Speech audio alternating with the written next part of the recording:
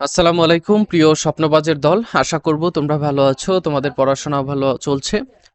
তোমরা ঢাকা সেন্ট্রাল ইউনিভার্সিটিতে তোমরা বি ইউনিটে যারা ভর্তি পরীক্ষা দিবা, তো তোমাদের কি কি সাবজেক্ট রয়েছে, কোন কোন কলেজে, কলেজ ভিত্তিক সাবজেক্ট এবং আসন সংখ্যা, সেগুলো তোমাদের এক নজরে একটু জানিয়ে দেব।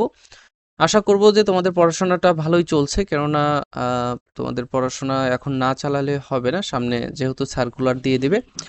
একটু দেখো যে সর্বপ্রথম আমরা দেখব ঢাকা কলেজ, যেটা মিরপুর রোড, নিউ মার্কেট, ধানমন্ডিতে অবস্থিত।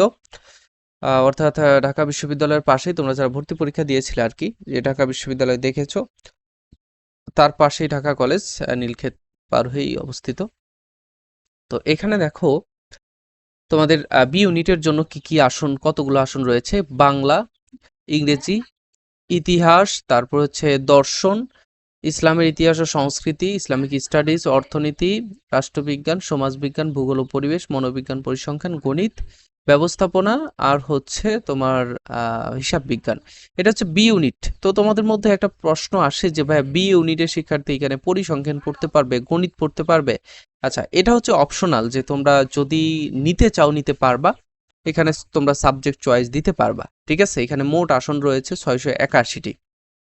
আর এইখানে মোট আসন সংখ্যা, প্রত্যেকটা সাবজেক্ট অনুসারে আসন সংখ্যা দেওয়া রয়েছে, কোটায় আসন দেওয়া রয়েছে, তারপর হচ্ছে মোট আসন দেওয়া রয়েছে। আচ্ছা, এটা মেধায়, এটা হচ্ছে মোট, আর মাঝখানেরটা হচ্ছে কোটায়। আচ্ছা, এরপরে দেখো ইডেন মহিলা কলেজ। ইডেন মহিলা কলেজ আজিমপুরে অবস্থিত, লালবাগ জোনে। তো এইখানে দেখো বাংলা, ইংরেজি, ইতিহাস, তারপর হচ্ছে তোমার দর্শন, ইসলামের ইতিহাস, সংস্কৃতি, ইসলামিক স্টাডিজ, অর্থনীতি, রাষ্ট্রবিজ্ঞান, সমাজবিজ্ঞান, সমাজকর্ম, ভূগোল ও পরিবেশ, মনোবিজ্ঞান, পরিসংখ্যান, গার্হস্থ্য অর্থনীতি, গণিত, ব্যবস্থাপনা, হিসাব, আর মার্কেটিং, ফিন্যান্স, এই সাবজেক্টগুলো রয়েছে। এখানে দেখো আসন রয়েছে কতগুলো, কোথায়, মোট আসন হচ্ছে 785টি। এটা হচ্ছে শুধু বি ইউনিটের জন্য। ঠিক আছে, এরপরে তুমি দেখো যে তিতুমির কলেজ। তিতুমির কলেজ যেটা তোমার মহাখালীতে অবস্থিত। এই তিতুমির কলেজে বি ইউনিটের জন্য সাবজেক্ট রয়েছে যেগুলো, সেগুলো হচ্ছে বাংলা, ইংরেজি, ইতিহাস, দর্শন, তারপরে হচ্ছে তোমার ইসলামের ইতিহাস ও সংস্কৃতি, ইসলামিক স্টাডিজ, অর্থনীতি, রাষ্ট্রবিজ্ঞান, সমাজবিজ্ঞান, সমাজকর্ম, ভূগোল, তারপরে মনোবিজ্ঞান, পরিসংখ্যান, গণিত, ব্যবস্থাপনা, হিসাব বিজ্ঞান, মার্কেটিং, ফিন্যান্স। অনেকগুলো সাবজেক্ট রয়েছে বি ইউনিটের জন্য। তোমরা চাইলে ভালো ভালো সাবজেক্টগুলোতে ভর্তি হতে পারো, অথবা তোমরা চাইলে যে অন্য ইউনিটের সাবজেক্ট রয়েছে, যেমন সি ইউনিটের, এ ইউনিটের কিছু সাবজেক্ট রয়েছে, সেগুলোতে তুমি আবেদন করতে পারো। এখানে মোট আসন হচ্ছে 765টি। ঠিক আছে, এরপর হচ্ছে সরকারি বাংলা কলেজ, যেটা তোমার মিরপুরে অবস্থিত, মিরপুরে 1-এ। তো এই কলেজটার দেখো এখানে বি ইউনিটের জন্য বাংলা, ইংরেজি, দর্শন, ইতিহাস, ইসলামের ইতিহাস, তারপর হচ্ছে স্টাডিজ, অর্থনীতি, রাষ্ট্র, সমাজ, তারপর ভূগোল, গণিত, ব্যবস্থাপনা, হিসাব, মার্কেটিং, ফিন্যান্স, এই সাবজেক্টগুলো রয়েছে। এবং এই সাবজেক্টগুলোর জন্য নির্ধারিত আসন রয়েছে, যেটা এখানে দেওয়া রয়েছে।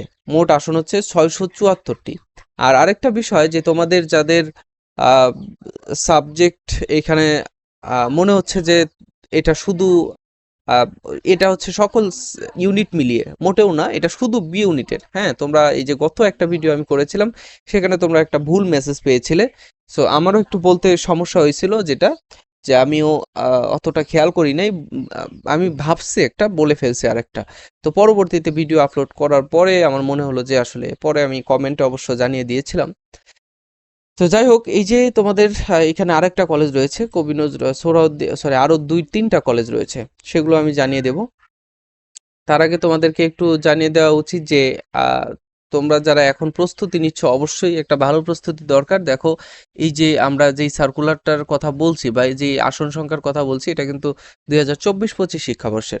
সো এখন 2024-25 শিক্ষাবর্ষের সার্কুলার অনুসারে এই আসনগুলো দেওয়া রয়েছে। তো এই বছর বাড়বে কি না কমবে, সেটাও আমরা ক্লিয়ারলি এখনো বলতে পারি না, যেহেতু সার্কুলারটা এখনো দিচ্ছে না।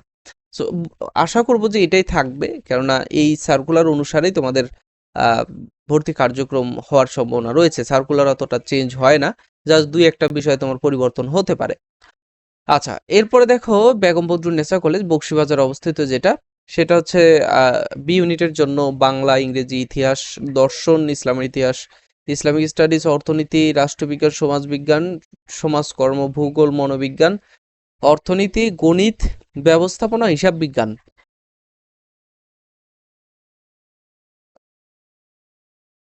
এইখানে মোটের উপরে তোমার 553টি আসন রয়েছে।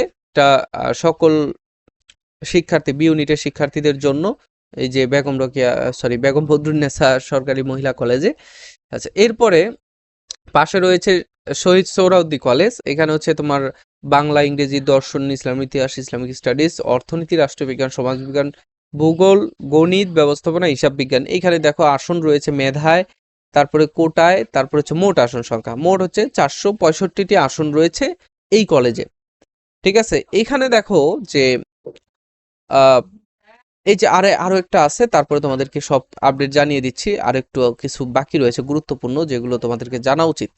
যে কবি নজরুল সরকারি কলেজ, বাংলা রয়েছে এখানে, ইংরেজি, ইতিহাস, দর্শন, ইসলামের ইতিহাস, ইসলামিক স্টাডিজ, অর্থনীতি, রাষ্ট্রবিজ্ঞান, আরবি, তারপর ভূগোল ও পরিবেশ, গণিত, ব্যবস্থাপনা, হিসাব বিজ্ঞান, তারপর হচ্ছে তোমার মার্কেটিং, ফিন্যান্স অ্যান্ড ব্যাংকিং, এইগুলো রয়েছে। মোট 529টি আসন রয়েছে পি ইউনিটের জন্য। এখন তোমরা এইখানে দেখো যে সব আসন যেগুলো রয়েছে, সব আসন রয়েছে এখানে।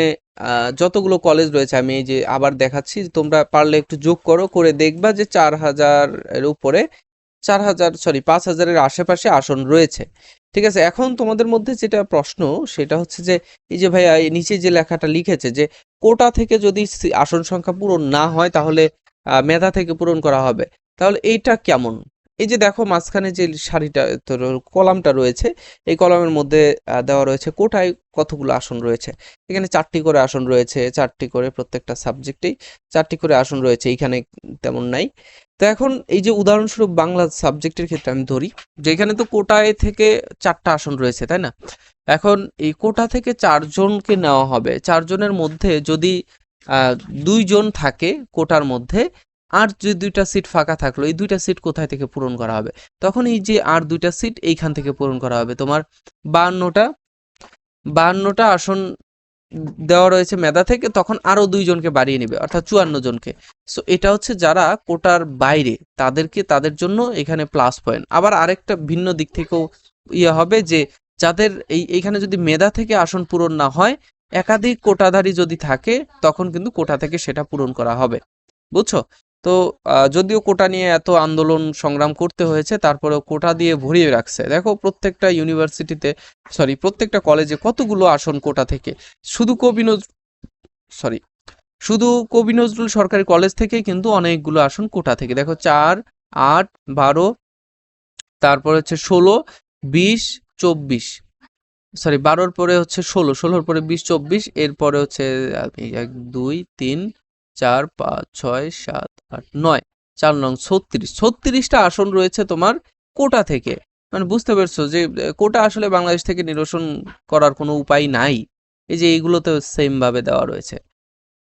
ঠিক আছে, এইখানেও তোমার এই যে 6টা করে দেওয়া রয়েছে এখানে প্রত্যেকটা ডিপার্টমেন্টে। এতগুলো কোটা দেওয়ার আসলে কোনো মানে হয় না। আমি যতটুকু বুঝি যে এত কোটা কেন দেওয়া লাগবে ভাই? কোটা নিয়ে এত আন্দোলন, এত সংগ্রাম, একটা অভ্যুত্থান হয়ে গেল তোমার কোটার জন্য, তারপরেও তোমার এই কোটাটা যাচ্ছে না, বা কোটার কোনো পাচ্ছি না। যাই হোক, তোমরা যতটুকু জানলে বুঝলে যে ঢাকা সেন্ট্রাল ইউনিভার্সিটিতে অনেকগুলো আসন রয়েছে। তোমরা যারা এখনো কোথাও চান্স হয় নাই, অবশ্যই তোমরা ঢাকা সেন্ট্রাল ইউনিভার্সিটিতে ভালো একটা পড়াশোনা করে তোমরা করতে পারো। এর জন্য তোমাদের সহায়ক হিসেবে আমরা তোমাদের জন্য নিয়ে এসেছি ঢাকা সেন্ট্রাল ইউনিভার্সিটির জন্য এক্সাম ব্যাচ। এটা হচ্ছে বি এবং সি ইউনিটের জন্য 6.20 এক্সাম ব্যাচ, 6.0 বলতে পারো। আমাদের 6 নাম্বার ব্যাচ আর কি। মূল কথা হচ্ছে আমাদের 5টা ব্যাচ আমরা সফলভাবে শেষ করেছি। আমাদের সর্বশেষ ব্যাচ 6 নাম্বার ব্যাচ আমরা শুরু করব সার্কুলার দিলেই।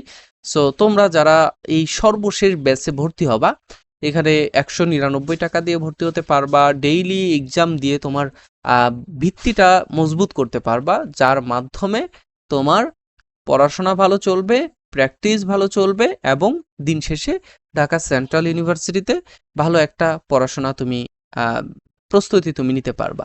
ঠিক আছে, সো এটাই প্রত্যাশা করব যে ভালো একটা প্রস্তুতি নাও, আর ভালো একটা প্রস্তুতি নিয়ে ঢাকা সেন্ট্রাল ইউনিভার্সিটিতে তুমি পড়াশোনা করো, ঢাকা কলেজ বা ভালো ভালো কলেজ যেগুলো রয়েছে তার মধ্যে সেগুলোতে। সো এইটাই প্রত্যাশা করব। আজকে এই পর্যন্তই। পরবর্তীতে তোমাদেরকে আরও গুরুত্বপূর্ণ আপডেটগুলো জানিয়ে দেওয়া হবে ইনশাল্লাহ। সো সে পর্যন্ত ভালো থাকবে, সুস্থ থাকবে। আল্লাহ হাফেজ। আসসালামু আলাইকুম।